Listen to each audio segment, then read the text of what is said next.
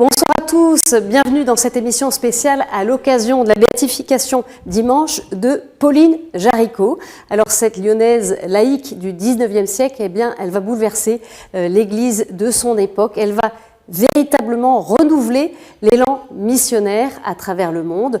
Bien que méconnue en France, son œuvre a rayonné jusqu'aux extrémités de la terre. Elle crée notamment la propagation de la foi. C'est aujourd'hui l'une des œuvres pontificales missionnaires, les OPM, ce vaste réseau de soutien par les fidèles à travers le monde entier de la mission de l'Église, à travers la prière et des dons. Eh bien, ces OPM, elles fêtent cette année leur bicentenaire. Elles sont réunies en assemblée ces jours-ci et elles réfléchissent à ce modèle de Pauline Jaricot. En quoi est-elle sainte? En quoi vient-elle rejoindre aussi la mission aux confins de la terre? Quels sont aussi les défis missionnaires, évidemment, dans un paysage mondial extrêmement diversifié? Eh bien, pour en parler, eh bien, entre deux sessions de travail, j'ai la joie d'accueillir 5 invités qui nous ont rejoints. Monseigneur Jean-Pietro Daltozo, tout d'abord, bonsoir. Bonsoir. Alors, vous êtes président des OPM depuis 2017, également secrétaire adjoint de la Congrégation pour l'évangélisation des peuples. Face à vous, Catherine Masson, bonsoir. Bonsoir. Vous êtes historienne, vous êtes laïque dominicaine et vous êtes la spécialiste de la vie et de l'œuvre de Pauline Jaricot. Je signale votre ouvrage « Pauline Jaricot, laïque et sainte » qui est paru aux éditions du Cerf. À vos côtés, Monseigneur Georges Collot, bonsoir. Bonsoir. Alors vous êtes, directeur des OPM en France. Vous avez une vaste expérience aussi de la mission puisque vous avez été missionnaire en Chine avec les missions étrangères de Paris, dont vous avez été aussi le supérieur général de 2010 à 2016. Monseigneur Mounir Sakal, bonsoir. Bonsoir. Alors vous venez de Syrie, vous êtes corps-évêque et vicaire général des Syro-catholiques à Alep, également directeur des OPM pour votre pays, et puis vous enseignez la théologie morale à l'Institut d'études théologiques à Alep. Enfin, je termine ce tour de plateau avec le Père Jean-Noël Gossou, bonsoir. Bonsoir. Alors vous êtes directeur des OPM en Côte d'Ivoire. Vous avez été ordonné prêtre en 2002 pour le diocèse de Yopougon, oui, qui se trouve à proximité d'Abidjan, la capitale. Abidjan, oui. Merci. Monseigneur Daltozo, je vais démarrer avec vous, puisque vous avez un petit peu cette vision globale de la mission. Alors, quand vous avez été appelé à rejoindre la congrégation pour l'évangélisation des peuples, j'imagine que vous avez observé la map monde. Qu'est-ce qui vous a surpris ? Oh oui, beaucoup de choses m'ont surpris, beaucoup de choses. Mais j'aimerais dire, ce que m'a surpris surtout est la vitalité des jeunes églises. C'est-à-dire, je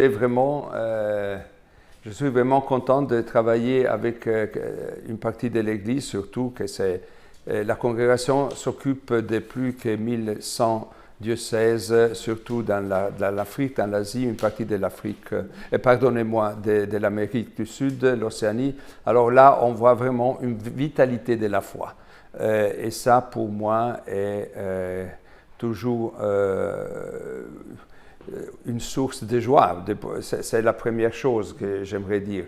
Et à part de sa vitalité, on doit toujours penser d'où vient cette vitalité. Non? Alors cette vitalité vient du fait qu'il y avait dans le passé, et même aujourd'hui, beaucoup de missionnaires qui sont partis d'ici, de l'Europe, et ont porté l'annonce de l'Évangile. C'est-à-dire, en donnant leur vie, la vie s'est accrue dans ces nouveaux pays. Et alors, comme il y a une continuité entre les dons et la vie. Et je pense, chaque fois quand je regarde, surtout nos prêtres et nos prêtres et nos sœurs qui sont là, je vois le visage des missionnaires qui ont donné leur vie pour eux. On va maintenant en venir à la figure de Pauline Jaricot, cette lyonnaise qui est née en 1799 à Lyon, fille de riches industriels lyonnais, catholiques, engagés. Eh bien, à 17 ans, elle va vivre une conversion qui va transformer sa vie. Elle va se mettre au service des pauvres et elle s'habille en tenue ouvrière. Alors, en quoi est-ce que c'est un modèle que l'on peut chercher à suivre aujourd'hui, modèle de sainteté? Eh bien, on écoute le père Philippe Curbelier, qui est le postulateur pour la cause de sa béatification. Bonjour à tous. Eh bien, écoutez, je crois que Effectivement, Pauline Jaricot est une figure qui peut toucher beaucoup de personnes aujourd'hui. Non seulement des catholiques, mais aussi, au-delà, beaucoup de personnes qui sont touchées par le témoignage qu'elle a rendu au Christ. Des personnes sont par exemple sensibles à la dimension missionnaire de l'Église. Et Pauline a eu à cœur vraiment de soutenir très concrètement les missions de l'Église dans le monde entier, avec la fondation de l'œuvre de propagation de la foi. D'autres sont très attentives à la pauvreté, aux pauvres qui sont autour d'eux. Et Pauline a tout donné pour les pauvres de son temps. C'est une vie très riche où chacun peut vraiment se sentir proche d'elle à un titre ou à un autre. Alors, la grâce que nous pourrions demander aujourd'hui, c'est qu'une fois la célébration de la béatification advenue, un nouveau miracle soit obtenu par son intercession, ce qui ouvrirait la porte à une canonisation. Catherine Masson, qu'est-ce qui vous a intéressé chez Pauline Jaricot ? J'ai découvert chez elle, elle m'est tombée dans les bras un peu par hasard, et j'ai découvert chez elle un superbe visage de femme, de jeune femme, engagée dans le monde, engagée au nom de sa foi, une femme active, priante, un beau modèle, et c'est vrai que très vite, j'y ai vu un modèle, un visage de sainteté, on va dire. Pourquoi est-ce qu'elle est singulière ? C'est parce qu'elle détonne à son époque ? Elle détonne à son époque, oui. Alors en même temps, elle est singulière et en même temps, je trouve on est tous appelés à lui ressembler.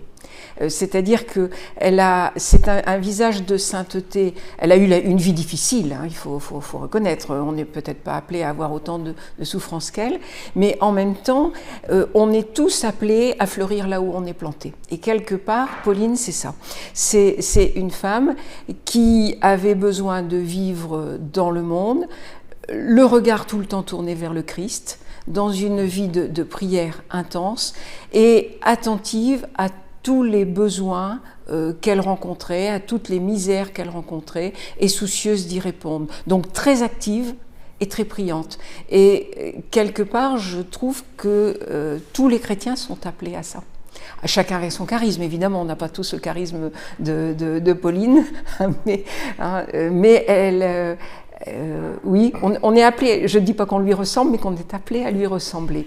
Et de ce point de vue-là, je trouve que c'est un très beau visage et qui parle aujourd'hui.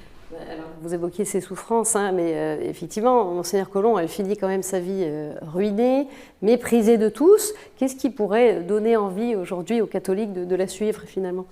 Vous savez, à vue humaine, le Seigneur est mort sur une croix. Hein, donc, si nous recherchons la gloire du monde, nous ne vivrons pas notre baptême. Ce qui donne envie, me semble-t-il, aux catholiques de suivre aujourd'hui Pauline Jaricot, c'est la richesse de ses talents, la richesse de ses charismes. C'est une jeune fille c'est important de le préciser, Madame Masson me rappelait ça dans l'antichambre avant de venir ici, pour les jeunes d'aujourd'hui. Elle n'a pas 20 ans lorsqu'elle crée l'œuvre de la propagation de la foi. Le rosaire vivant. Et c'est après avoir écouté le sermon de l'abbé Wurtz, comme quoi il faut écouter les homélies des prêtres, hein, qu'elle va vraiment vivre une conversion. Et qu'elle va découvrir qu'autour d'elle, il y a des femmes qui se prostituent pour nourrir leurs enfants, qu'il y a des ouvriers qui n'ont pas d'emploi. Et elle va découvrir, finalement, son environnement. Et grâce à son frère Philéas, elle va regarder bien au-delà des frontières françaises jusqu'en Chine. Et c'est quelqu'un d'extraordinaire. Hein. La petite Thérèse est la patronne des missions, elle aurait voulu parcourir le monde. Pauline, elle n'a pas voulu parcourir le monde. Mais elle fait... La mère des missions aussi, hein, oui, pourquoi pas. Elle fait parcourir le monde. Et ça continue. C'est quelque chose de merveilleux. Rester quasiment tout le temps, toute sa vie ici. Elle aurait voulu aussi. Quand elle était enfant, on lui a dit « tu peux pas, t'es une fille ». Voilà, c'est ça son aussi. Frère qui lui a dit ça. Vous soulevez un point important, c'est-à-dire ce qui était compliqué, elle cumulait un peu les défauts de son époque. Alors c'est d'abord une femme, En plus, elle est laïque. Donc, comment elle a pu trouver sa place dans tout ça et trouver sa voix dans l'Église? Mais elle l'a trouvée, sans se poser de questions par rapport au fait qu'elle est une femme. Quand son frère lui dit « tu peux pas, t'es une fille », il lui dit un peu condescendant « oui, mais tu prendras un grand râteau et tu ramasseras beaucoup de sous ». Et quelque part, elle l'a fait. Bon, et son frère n'est pas parti d'ailleurs parce qu'il n'avait pas la santé. Mais, et donc, elle a certainement rencontré des difficultés comme femme et comme laïque, mais elle les a affrontées dans l'obéissance à l'Église, dans la fidélité à l'Église, en tenant sa place, rien que sa place, mais toute sa place. Et je pense qu'elle montre justement que déjà au XIXe siècle, être femme, être laïque, être jeune dans l'Église, être créatif et tout, c'était possible. Je ne dis pas que c'était facile, c'était possible. Elle a tracé un sillon. Elle a tracé un sillon. Père Mounir Sakal, pour vous, qui est-elle, Pauline Jaricot? Et pour être franc, Pauline Jaricot est peu connue par les chrétiens de la Syrie en tant que fondatrice des OPM. Mais dès qu'on a fixé la date de sa béatification, alors j'ai fait un tour dans la Syrie avec les membres de la direction nationale des OPM pour informer les gens et pour un peu de formation. Ils ont été touchés? Et bien sûr, parce que l'exemple de la mission en Syrie a un autre sens. Vous n'êtes pas allé pour évangéliser les autres, mais nous y sommes des chrétiens, alors écouter ou bien savoir comment une autre personne qui vient nous partager la foi, nous aider, nous soutenir, ça leur dit quelque chose. Alors ça a commencé à savoir comment être missionnaire et comment vivre la mission dans son pays, avec les autres et avec les chrétiens. Merci. Et Père Jean-Noël Gossou, pour vous, en Côte d'Ivoire, pour les Ivoiriens, qui est-elle? Pauline Jaricot est une figure, comme disait tout à l'heure Monseigneur, c'est une figure méconnue aussi du grand public chez nous. Et moi, personnellement, je rencontre Pauline Jaricot dans les OPM, et donc vous la connaissez bien, du coup. Je continue de la découvrir, de la pratiquer et de l'aimer encore davantage. Pourquoi elle s'est perdue de vue, Pauline Jaricot? On a dit qu'en son temps, il y a eu un rayonnement extraordinaire, mais voilà, aujourd'hui... Elle a eu un rayonnement extraordinaire avec le rosaire vivant, parce que la propagation de la foi, elle a été oubliée et rejetée comme fondatrice pendant longtemps. Mais elle a eu un rayonnement extraordinaire avec le rosaire vivant. Oui, par contre, les malheurs de sa vie liés à sa troisième œuvre pour les ouvriers et à l'escroquerie dont elle est victime à ce moment-là vont créer une éclipse qui va durer quand même quelques décennies. Monseigneur Collomb, on sait qu'elle soutient au départ les missionnaires de Chine, et donc il y a ce lien direct avec les missions étrangères de Paris. C'est quoi comme lien qu'elle a à ce moment-là? Alors c'est grâce à son frère, oui. Grâce à son frère Philéas, qui rentre en fait qui est au séminaire Saint-Sulpice, qui je pense aurait voulu partir aussi en mission, oui. Vous l'avez écrit, mais pour des raisons de santé, il n'a pas pu. Vous savez qu'il est mort aumônier de l'Hôtel Dieu à Lyon, assez jeune, il avait une trentaine d'années, 35 ans peut-être, c'est quelque chose comme ça. Donc c'est grâce à lui que Pauline va s'intéresser aux missions, le sou pour les missions, et qu'elle va créer cette œuvre. Et alors, je pense qu'elle n'est pas connue tout simplement parce qu'elle fait partie des gens qui travaillent à l'arrière, qui sont pas sur le grand écran. Ils ne cherchent pas la lumière. Ils ne cherchent pas à se faire voir, mais ils cherchent à rendre gloire à Dieu par leur travail quotidien, leur zèle, et Dieu sait si elle a fait preuve de zèle dans tous les domaines. Monseigneur Del Tozo, la figure de Pauline Jaricot aujourd'hui, voilà, qu'est-ce qu'elle représente? Et quand je pense à elle, je pense au Concile Vatican II. C'est-à-dire, je pense que Pauline a anticipé dans un certain sens ce que le Vatican II a dit, c'est-à-dire la sanctification du monde à travers la présence des baptisés dans le monde. Alors, quand Pauline dit « mon cloître est le monde », elle ne se sentit pas appelée à la vie contemplative ou à la vie religieuse, mais à vivre dans le monde. Alors, ça me dit, dans un certain sens, qu'elle a anticipé ce que le Vatican II voulait, c'est-à-dire souligner l'importance du baptême et de vivre son propre baptême en tant que laïc dans le monde, en cherchant de transformer le monde exactement à partir de ce qu'on est, de ce qu'on fait. Alors, pour mieux découvrir justement la figure de leur fondatrice, les représentants des OPM réunis ces jours-ci sont partis en pèlerinage sur la colline de Fourvière pour visiter la maison familiale de Laurette. Voyez ce reportage d'Ophélie Marien. Au cœur de Lyon se trouve la maison de Laurette, où Pauline Jaricot a vécu 30 ans de sa vie. Beaucoup des directeurs nationaux des œuvres pontificales missionnaires, venus des 4 coins du monde, la visitent pour la toute première fois. Quelque chose, hein, d'en entendre parler autant, puis là, enfin voir. Ouais. Le père Yolande Ouellette est directeur national des OPM au Canada francophone. Étant lui-même missionnaire, il attendait cette visite car il s'intéresse beaucoup à Pauline Jaricot et son message. On est ici pour puiser une grâce qu'on reçoit dans nos pays, mais qui est arrivée en premier, je dirais, dans ce cœur missionnaire de cette chère Pauline. La visite des différentes pièces de la maison permet de redécouvrir le lien fort de Pauline Jaricot avec la mission. Et ce qui est très bien, c'est que Phileas, quand Pauline a commencé à lui envoyer de l'argent pour les missions étrangères, a eu l'idée d'envoyer des lettres de missionnaires. De quoi encourager les missionnaires d'aujourd'hui, comme le père Michel Mourat, directeur des OPM pour l'océan Indien depuis 2 ans. En faisant la visite avec les amis qui étaient à côté de moi, cela m'a renvoyé aux actes des apôtres, au premier temps de l'Église. Comment les apôtres qui allaient par les chemins, par Mont et par Vaux, aller annoncer Jésus, étaient vraiment dépourvus de moyens. Et pourtant, l'Évangile est arrivé jusqu'à l'île Maurice, jusqu'à Rodrigue, jusqu'aux Seychelles. En marchant sur les pas de Pauline, cela me donne beaucoup d'espérance. Passage obligé de cette visite, la chambre de Pauline, où elle est morte en 1862. Oui, ces dernières paroles sont très importantes parce que vraiment, ça montre qu'elle était tout le temps en union avec Jésus et la Sainte Vierge. Elle a dit « Marie, ma mère, je suis tout à vous ». Le petit arbre qu'elle a planté ici, à Fourvière, donc, a grandi et est devenu international très rapidement parce que c'est la volonté de Dieu. Hein. Et je marche dans les traces de Pauline avec mes confrères. On vient de plus de 120 pays.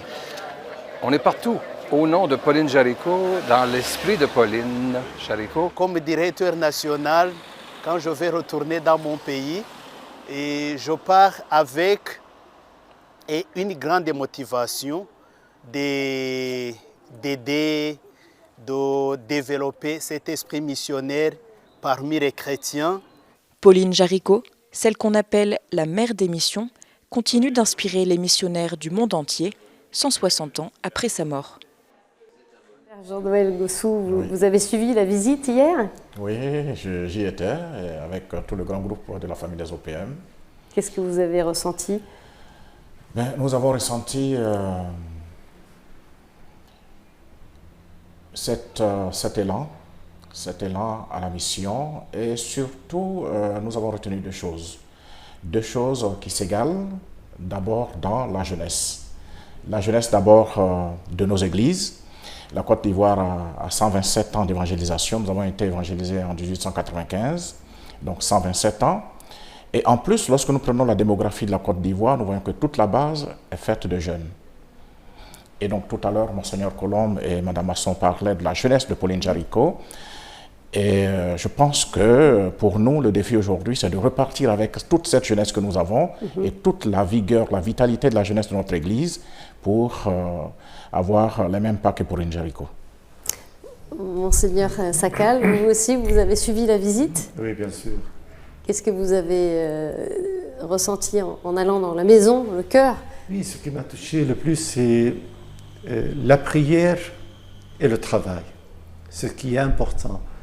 La mission aujourd'hui, ça se fait en silence.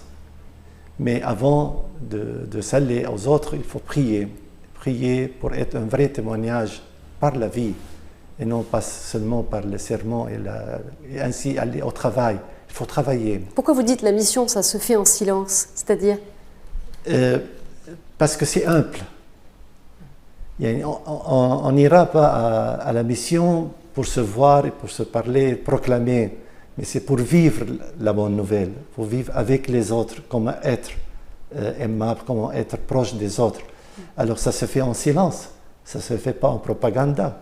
C'est-à-dire, vous dites, on n'évangélise pas, mais on est un témoignage à travers. Oui, c'est ça. Voilà, on annonce la bonne nouvelle en silence, mais on travaille.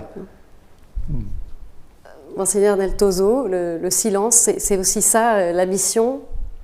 C'est parce que la dimension missionnaire, elle est aussi d'aller, d'annoncer. Alors, justement, comment faire? Je pense, comme a dit justement Monseigneur avant moi, que le silence fait partie de la mission en tant que si on n'a pas une expérience de Dieu qui vient à travers aussi le silence, une expérience profonde de Dieu, on ne peut pas être missionnaire. C'est-à-dire l'appel à la mission vient de l'amitié avec Jésus. Et là, c'est fondamental d'avoir cette dimension du silence. Et puis, bien sûr, Jésus-Christ est parole. Non, il est logos, il est parole, c'est-à-dire la parole ne peut pas manquer dans notre contexte missionnaire. Alors, c'est une parole qu'on dit avec les paroles, une parole qu'on dit avec l'annoncement explicite du Seigneur, c'est aussi une parole qu'on dit à travers les faits, à travers ce qu'on fait. Là, je pense, on doit regarder la vie du Seigneur lui-même. Il a parlé avec les faits, avec ses miracles, il a parlé avec sa bouche, avec son enseignement. Et je pense que dans chaque situation particulière, le missionnaire doit avoir les discernements pour comprendre quelle est la façon meilleure pour être présent et pour évangéliser. Alors, dans les contextes différents, on aura aussi un accent différent pour l'évangélisation. Ouais. Et Catherine Masson, cette maison, elle est absolument centrale pour le rayonnement de la mission de Pauline, parce que Pauline, finalement, elle va peu bouger. Elle va être beaucoup dans cette maison une bonne partie de sa vie, mais elle va prier pour le monde entier. Il y a un rayonnement. Il y a un rayonnement de la maison, c'est-à-dire la maison, quand elle a pu l'acheter, grâce à la fortune de sa famille, quand elle a pu acheter la maison, elle s'y est installée avec quelques filles, inventant un peu un nouveau mode de vie, à la fois de filles rassemblées dans une forme de communauté mais laïque, qu'elle a eu un peu de mal, elle n'a pas réussi à pérenniser ce mode de vie, et elles étaient rassemblées là essentiellement à ce moment-là pour faire vivre le rosaire. Et faire vivre le rosaire vivant, c'était diffuser à travers le monde des objets de piété, des médailles de l'Immaculée Conception, des cartons pour montrer l'association des personnes à l'intérieur de la dizaine. Et en même temps, Pauline, et on évoquait le silence, la parole, etc. Pauline, au début, c'était le chanoine Bétan, le directeur du rosaire. Après, elle l'a fait toute seule. Elle rédigeait des circulaires. Et ces circulaires étaient diffusés à travers le monde entier. Elles étaient traduites aussi. Et donc, il y avait à la fois la grande discrétion de Pauline et le silence dont vous parlez, et en même temps la parole. Il y a un prêtre qui recevait ces circulaires et qui disait qu'il les comparait aux lettres de Saint Paul. Il laisse sa comparaison, mais il n'empêche que pouvoir comparer une jeune femme du 19e siècle à Saint Paul, c'est pas mal quand même. Ça n'est pas rien. Alors, comment la mission de Pauline, elle s'est déployée au fil du temps. On va faire un tour du côté de l'Asie, Asie du Sud-Est au Vietnam, pays de 97 millions d'habitants environ, avec autour de 7% de catholiques. On écoute le témoignage du père Frédéric Rossignol, qui est spiritain. Bonjour à tous, je suis le père Frédéric Rossignol de la congrégation du Saint-Esprit. Je suis l'actuel supérieur. Nous sommes au Vietnam depuis 2007.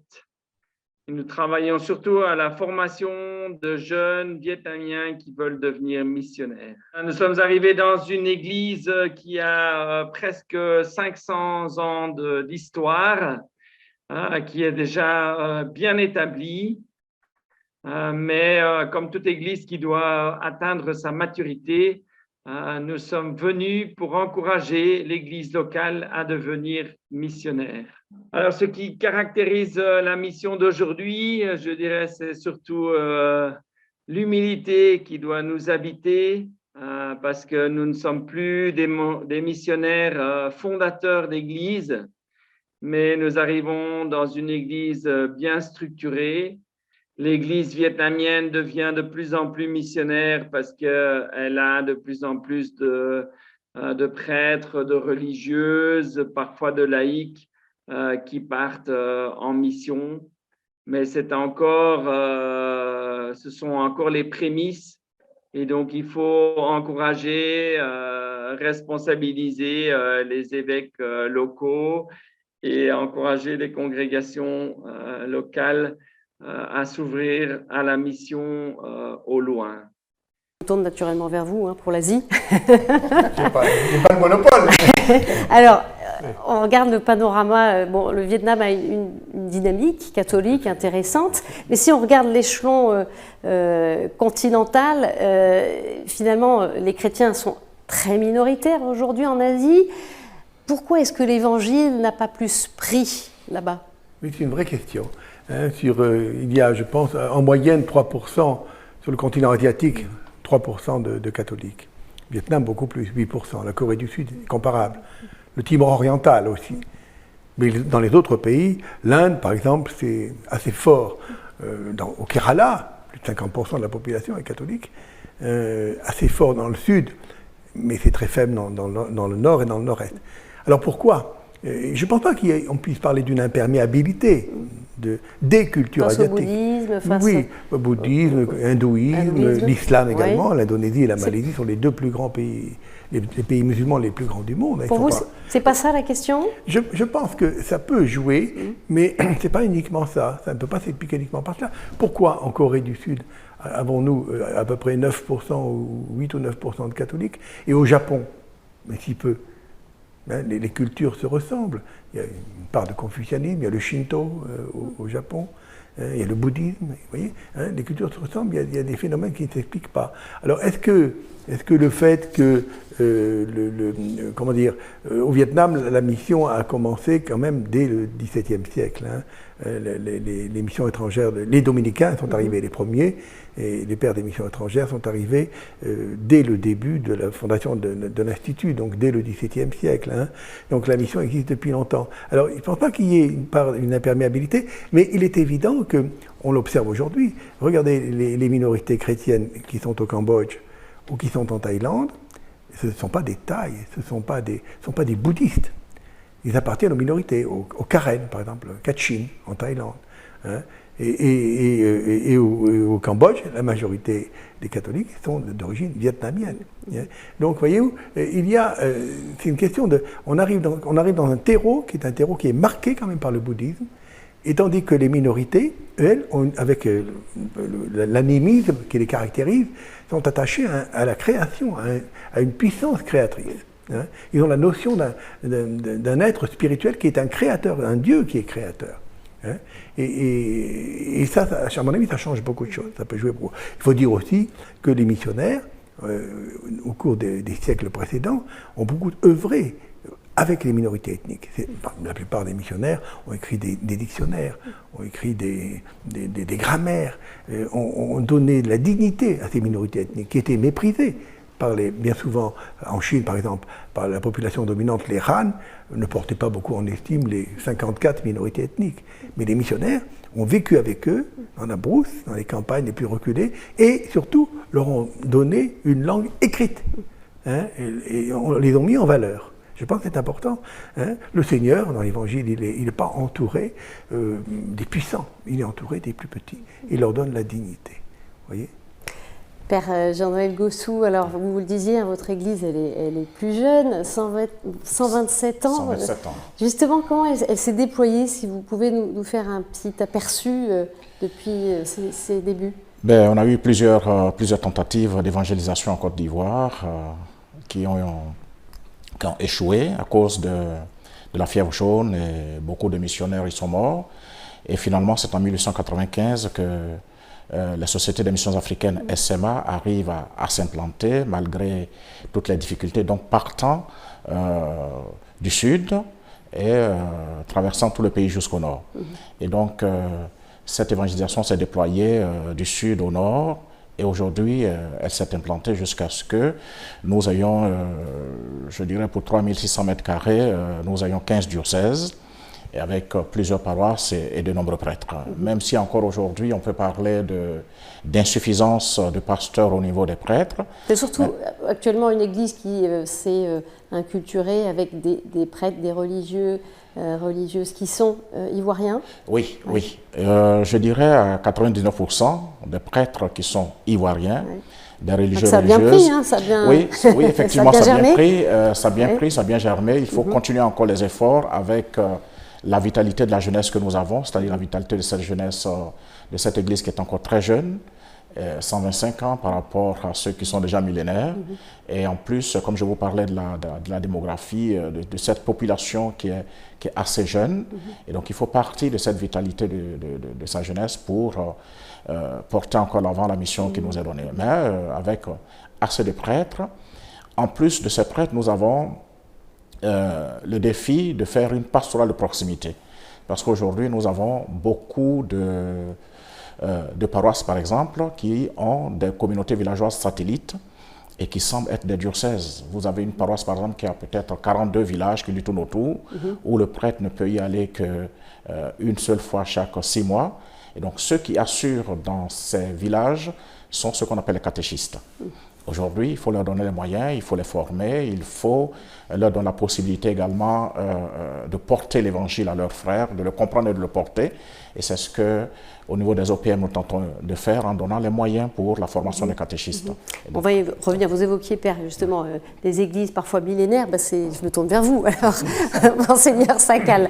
On y est. Dites-nous, vous, comment la mission, elle s'est déployée? Alors, aussi, hein, je veux dire, les étapes, rapidement, quelques étapes. Merci pour la bonne question, parce qu'il faut savoir que l'Église syrienne, on peut dire c'est la grande mère des églises. C'est une église orientale, l'église d'Antioche. Alors nous sommes des plus anciennes églises en Orient. Et alors ce n'est pas une sorte de mission, c'est un berceau de la chrétienté. Alors, là-bas, on ne parle pas d'évangélisation, mais maintenant, on présente notre foi aux autres. On annonce la bonne nouvelle. Mais sans tomber dans le prosélytisme, il faut être très prudent. Et nous essayons de vivre ensemble, de s'accepter l'un les autres, mais de bien présenter notre foi en acte. Et ça, c'est un défi, hein, vous dites, sûr. Attention au prosélytisme. Il faut toujours être prudent dans ce que vous pouvez faire, jusqu'où vous pouvez aller, justement, dans cette dimension d'annonce. Jusqu'au bout, mais sans qu'il y ait, par exemple, de faire exprès de tirer les autres chez nous. Ça, il faut être, c'est très délicat. Lorsqu'on parle des autres, nous parlons des non-chrétiens. Alors, vivre avec les non-chrétiens, annoncer la bonne nouvelle, mais sans les peut-être, comment dire, ne pas appeler, mais sans le obliger, ou bien dans ce sens-là, à la chrétienté. Oui, parce qu'aujourd'hui, la Syrie, c'est environ 6% de chrétiens. Oui, presque, après la guerre. Voilà. Après la guerre. Avec évidemment un nombre qui diminue, 94% à peu près de Alors, musulmans. le grand défi, c'est de rester. Et pardonnez-moi de dire, tout le monde nous dit, vous êtes les chrétiens d'Orient, vous devez rester, ne quittez pas la Syrie. Et quoi après? Comment rester? Comment faire? Monseigneur Daltozo sait très bien l'état en Syrie et le cas en Syrie. C'est pas facile de rester avec toutes ces difficultés. Alors nous essayons de rester. Et permettez-moi de dire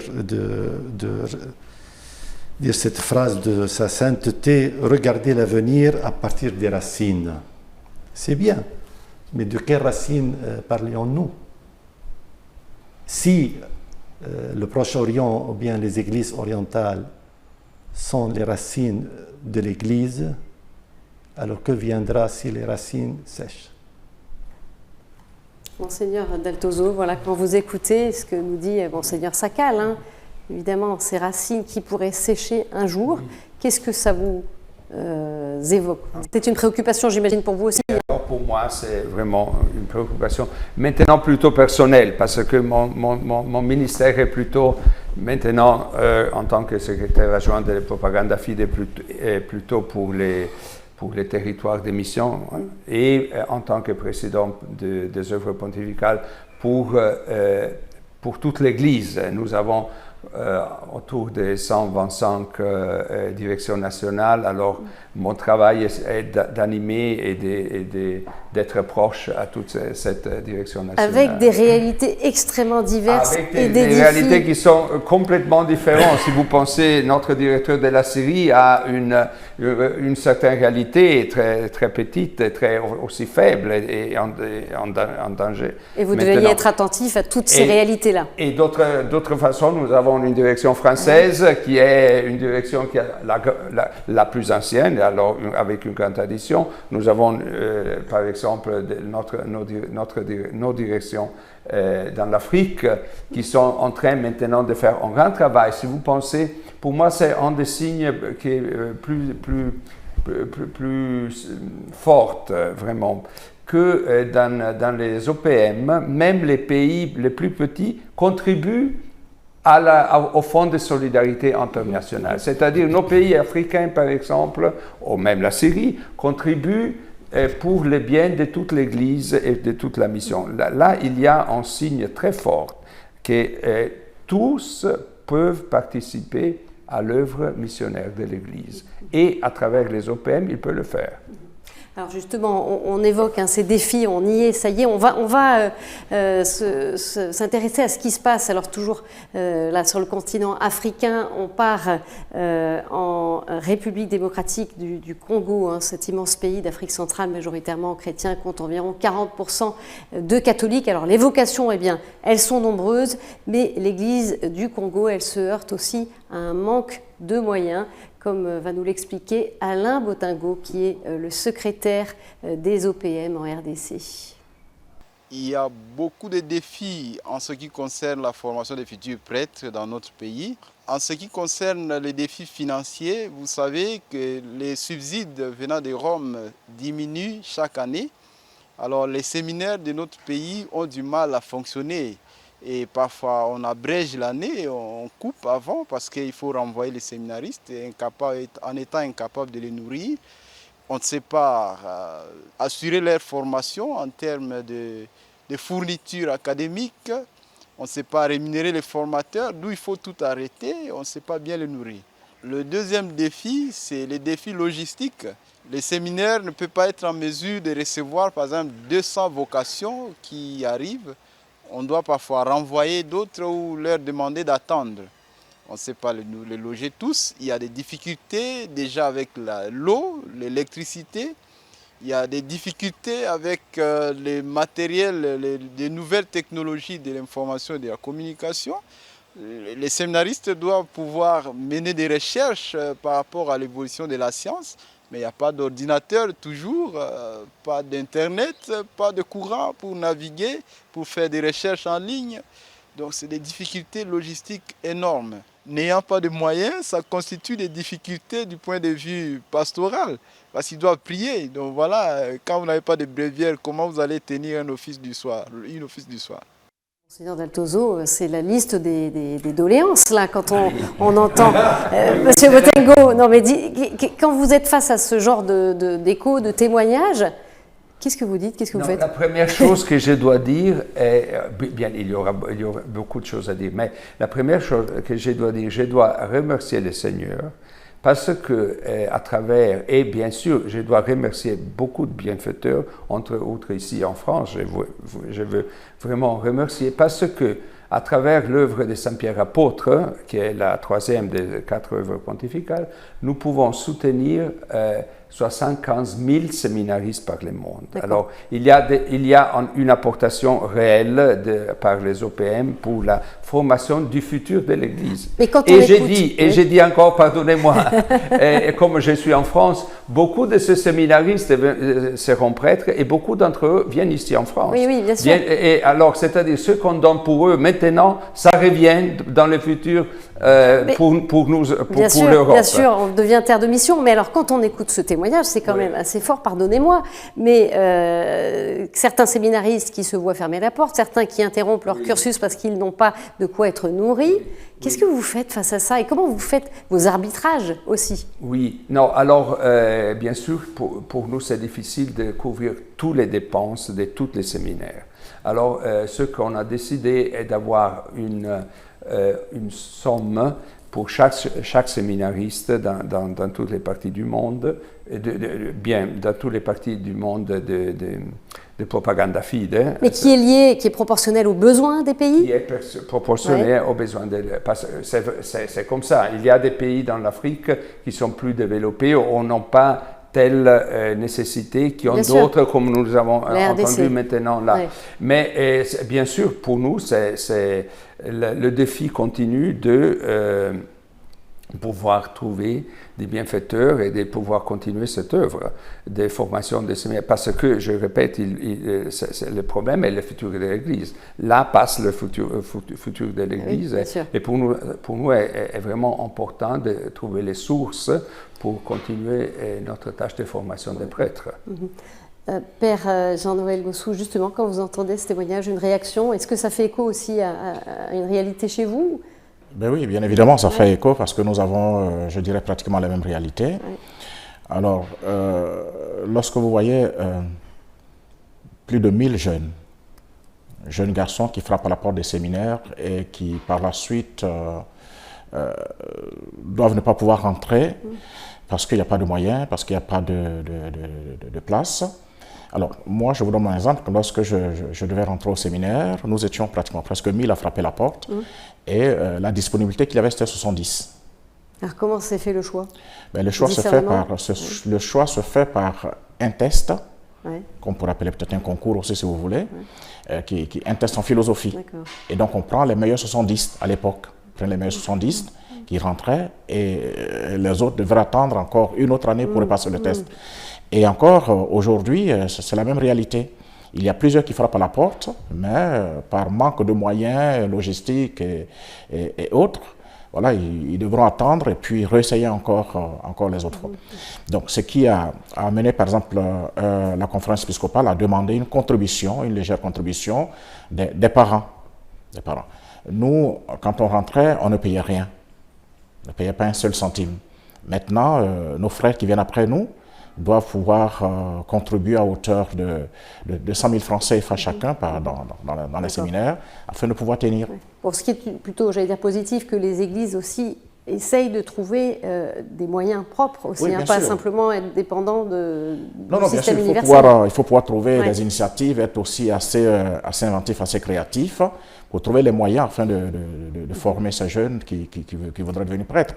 Et nous savons par exemple qu'au niveau de l'œuvre de Saint-Pierre apôtre, il a été demandé aux séminaires de voir dans quelle mesure ils pourraient eux aussi trouver des moyens en investissant. Et en parcourant les séminaires, nous avons vu, par exemple, certains séminaires, effectivement, qui ont investi en faisant des fermes, des petites plantations qui les aident. Monseigneur Collomb, alors quand on parle de la mission, on se dit, mais avec des prêtres, avec des religieux, des religieuses, bon, les laïcs, nous, on fait quoi dans tout ça? On est censé être missionnaire aussi ou... Les laïcs font beaucoup de choses, vous savez. Alors, justement, vous savez que... C'est quoi le rôle, la vocation missionnaire du laïc, alors, aujourd'hui, 21e siècle? Vous savez que le Saint-Père a horreur qu'on dise l'expression laïque engagé. Pour lui, tout baptisé a forcément un engagement à prendre dans l'Église. Quel qu'il soit. Quel qu'il soit. Voilà, vous avez un engagement à prendre dans l'Église. Voilà, vous l'avez, comme tout le monde. Pauline Jaricot en est l'illustration. J'ai en face de moi, là, sur cette affiche, je suis faite pour aimer et agir, mon cloître c'est le monde. C'est vraiment l'illustration de ce que Jean-Paul II nous écrit dans Redemptoris Missio. Le missionnaire est un contemplatif en action. Et justement, les laïcs, vous y avez beaucoup œuvré, développement de justement l'engagement des laïcs et des jeunes volontaires. Voilà, exactement. C'est d'une des pistes. C'est quoi l'enjeu, Ah bien, écoutez, c'est magnifique. Chaque année, quand même, avec les missions étrangères de Paris, et puis avec d'autres, la Fidesco, la DCC, les Salésiens, les Jésuites, tous les Dominicains, tout le monde, je pense, a son organisme qui envoie des volontaires. Et ce sont des jeunes gens et des garçons et filles qui font une expérience magnifique. Aux missions étrangères, c'est 3 mois au minimum, 2 ans au maximum. Eh bien, ils vont se donner à fond, ils vont s'occuper des enfants de la rue à Calcutta, des malades du sida à Phnom Penh, ils vont aider à la comptabilité pour un diocèse au Cambodge ou au développement agricole dans un autre pays. Mais c'est quoi la finalité? Parce que la finalité, 3 mois, c'est très bien. C'est de vivre sa foi, c'est de vivre sa foi dans l'action et dans l'amour. On est vraiment dans la ligne de Pauline Jaricot. Et si on devait trouver une patronne pour les laïcs en mission, c'est Pauline Jaricot. Il n'y a pas d'autre. Et puis je dois ajouter une autre chose. Mon cher le savent très bien. Et nous voyons dans les dernières années de plus en plus des familles qui vont en mission. Pas seulement des garçons et des filles, mais des familles qui partent pas pour la mission, même dans certaines congrégations religieuses. Alors, c'est-à-dire, et là je vois qu'il y a vraiment ce qu'on dit, l'engagement des laïcs dans l'Église. Ce n'est pas seulement une parole, il y a là une réalité. Et puis, je dois aussi dire, dans nos églises de propagande, comme le Père a dit avant, si nous n'aurons pas les catéchistes sur lieu, ce sont des laïcs qui sont dans les villages et qui font leur travail de missionnaires dans les villages. Sans eux, je pense que nos églises seront perdues. Oui, et justement, Monseigneur Sakal, vous appuyez vous aussi sur des laïcs en Syrie? Bien sûr. Jadis, Alep était une ville de vocation, mais depuis longtemps, ce sont les laïcs qui se font le catéchisme dans tout le pays. Alors c'est quoi justement le défi pour engager les laïcs en Syrie et voilà, comment les former aussi? On essaie de les former pour la mission avec des cours de catéchisme, de formation. Mais le problème maintenant, c'est on ne peut plus leur dire restez. Voilà, c'est la question de l'émigration. Bien sûr, la question de l'émigration est très dure, très forte, pour plusieurs raisons. Alors, on n'ose plus leur dire restez. Mais ceux qui restent, restent. Et on va continuer avec eux. Voilà, et vous travaillez. Il y a aussi des forces vives dans ces jeunes ou moins jeunes qui restent en Syrie et qui veulent aussi rester pour voilà, la vie de l'Église. Rester chose et veut rester chose. Voilà. Rester, ce n'est pas de dire qu'ils sont restés par choix. Ils sont obligés, peut-être on n'a pas l'occasion de quitter, mais espérons que nous les aidons pour rester. Père Jean-Noël, vous évoquiez effectivement ce défi parmi la jeunesse d'avoir des catéchistes dans des zones où il y a peu de prêtres. Voilà, justement, comment les appeler à la mission? Qu'est-ce qui se passe chez vous? Est-ce que vous y arrivez? Est-ce que c'est difficile? Je dirais, c'est difficile, mais on y arrive parce qu'aujourd'hui, vous savez, dans presque chaque diocèse, on a au moins un centre de catéchistes. Et lorsque, je dirais, l'appel est lancé à chacun de ces jeunes qui voudraient véritablement s'engager à la suite du Christ et être des auxiliaires des prêtres, parce que c'est comme ça qu'on les appelle. Voilà, il y a un mécanisme de formation qui est mis sur pied à travers ces centres de catéchistes.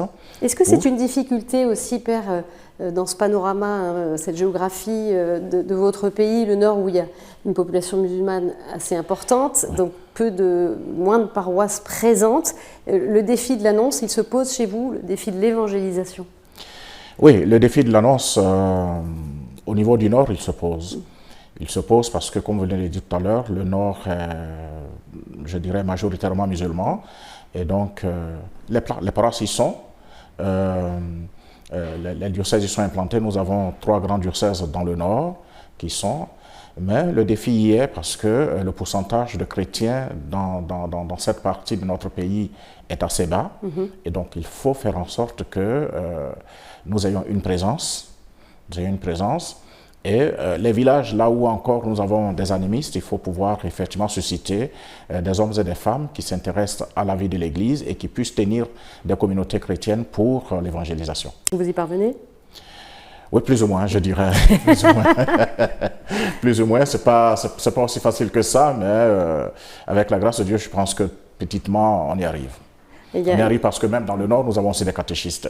Nous avons un grand centre de catéchistes, par exemple, dans l'archidiocèse de Korogo, où pour toute cette province ecclésiastique, des catéchistes sont formés pour tenir les communautés villageoises.